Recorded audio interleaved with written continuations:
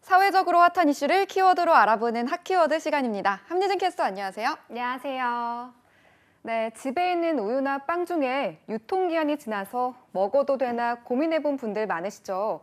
그래도 2, 3일은 괜찮지 않을까 하는 마음에 냄새를 맡아보기도 하는데요. 저만 그런 거 아니죠?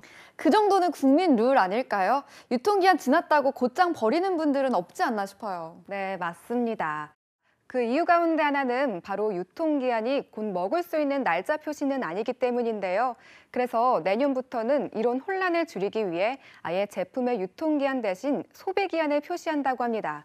구체적으로 어떻게 달라지는지 핫키워드에서 짚어보겠습니다.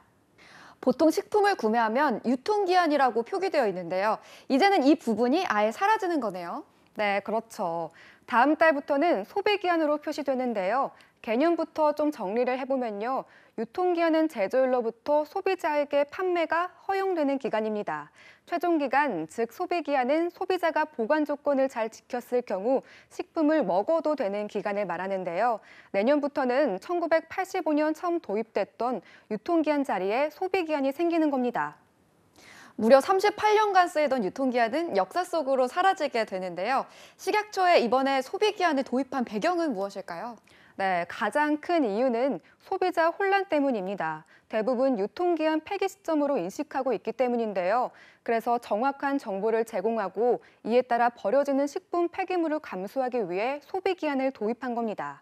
실제로 유통기한은 유통과 판매가 허용되는 기간이었기 때문인데요. 식약처에 따르면 흔히 소비자들이 상했다라고 여기는 식품 품질 변화 시점 기준으로 유통기한은 60에서 70% 앞선 기간을 선정한다고 합니다. 소비기한은 80에서 90% 앞선 기간을 설정하고요. 소비기한이 유통기한보다 대략 20에서 50% 긴 셈입니다.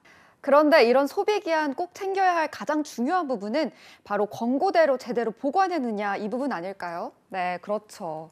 식품의 보관 방법에 나와 있죠. 모두 그대로 실행했을 때면 소비기한 기간과 일치한다고 봐야겠죠.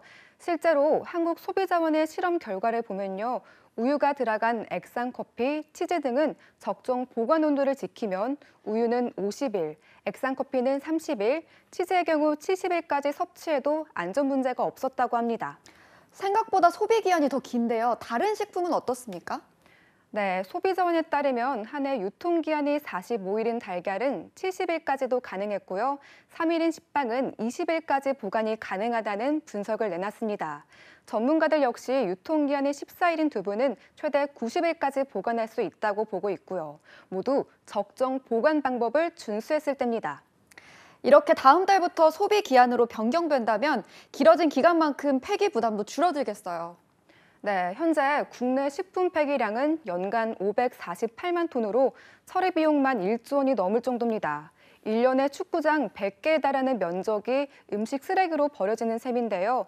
식약처는 소비기한을 도입하면 연간 1조 원의 편익이 발생하고 탄소 배출 감소 효과도 있을 것으로 예상했습니다.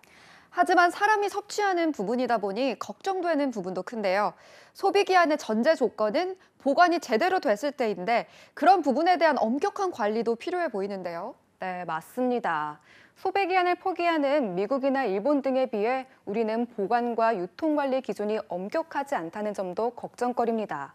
그래서 식약처는 일단 부작용을 줄이기 위해 식품 유형별 권장 소비기한을 마련할 예정이라고 합니다.